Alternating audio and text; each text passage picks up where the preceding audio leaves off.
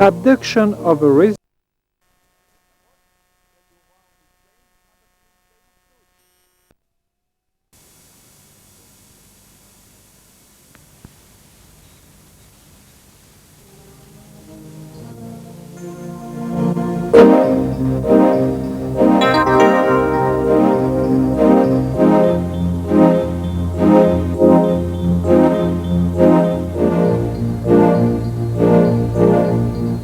Tennis elbow mostly affects amateur tennis players versus professionals.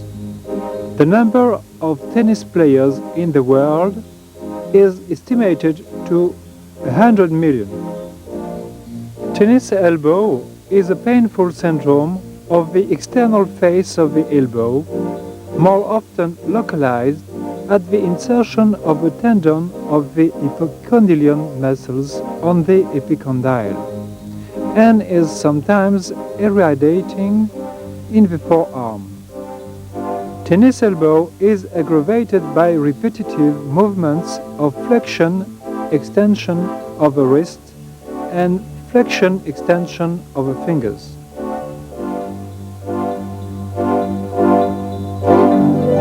Anatomophysiological and biomechanical analysis.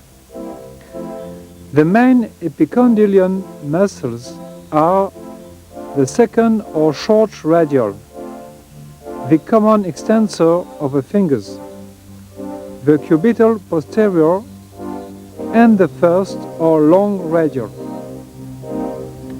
These epicondylian muscles are mostly involved in extension of the wrist, 88%, abduction of the wrist, 86%, and adduction of the wrist, 61%. The residual impact arriving to the wrist after the impact of the ball on the frame of a racket averages 120 to 250 newtons. During a backhand, the impact of a ball induces an isometrical contraction of the epicondylian muscles in order to stabilize the wrist and avoid its flexion. The muscular strength of the muscles involved in the flexion of the wrist is 3.2 times more than the one of the epicondylian muscles involved in the extension of the wrist.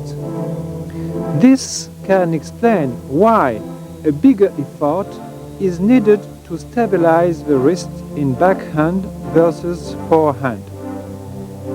Different parameters determine the occurrence of tennis elbow. Racket, string, balls, court surfaces, physical fitness, playing technique, presence or absence of tennis elbow. An epidemiologic study on 28 female and male professional tennis players, as well as the statistics from the Women International Tennis Association and from the Professional Tennis Association, show that tennis elbow is quite an infrequent pathology in professional versus amateur tennis players. Movement analysis. After symptomatic treatment with analgesics and anti-inflammatory drugs, backhand movement analysis at 1000 frames per second performed in 11 amateur patients with tennis elbow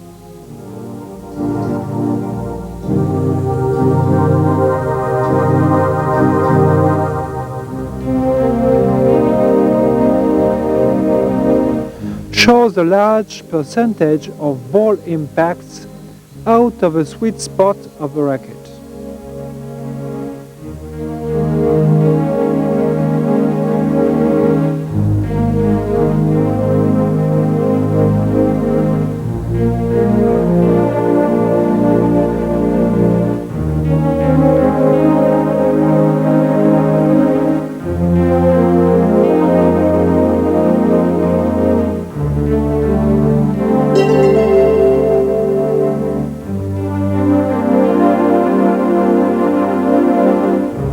When the velocity of a ball is increased, or when the move of a player is bigger, the percentage of furtive ball impacts is raised from 17% to 67%.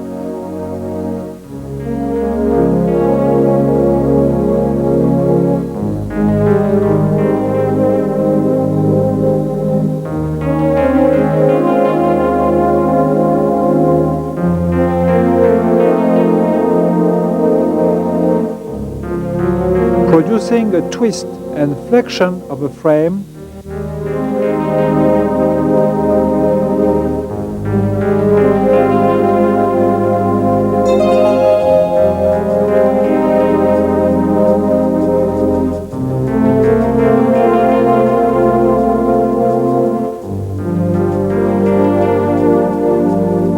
and in all cases, an extension of the wrist.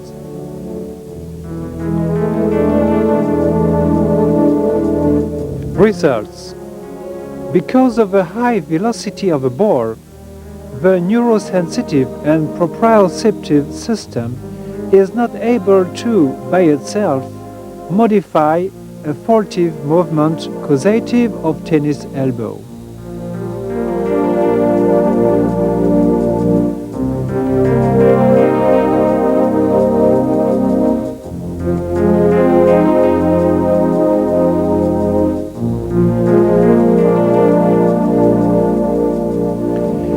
In amateur tennis players, the ball velocity averages 50 kilometers per hour. In 1.5 to 2 seconds, the ball covers the 24 meters of a tennis court. The impact of the ball lasts from 3 to 5 milliseconds. And the ball is not visualized anymore at 1.5 meter of the impact point. Only movement analysis using a high-speed video system at 1000 frames per second can help patients to analyze their technical defects.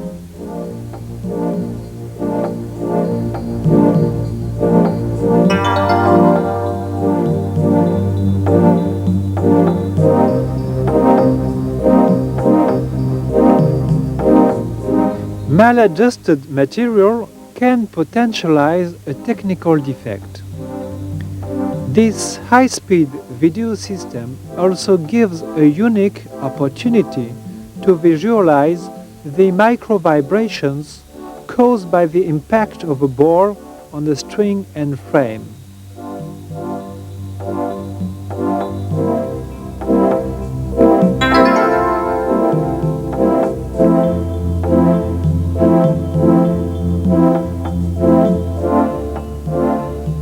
Conclusion?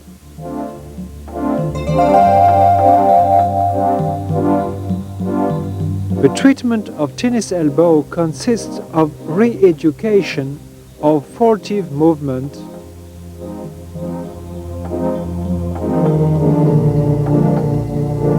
after the use of analgesics and anti-inflammatory drugs.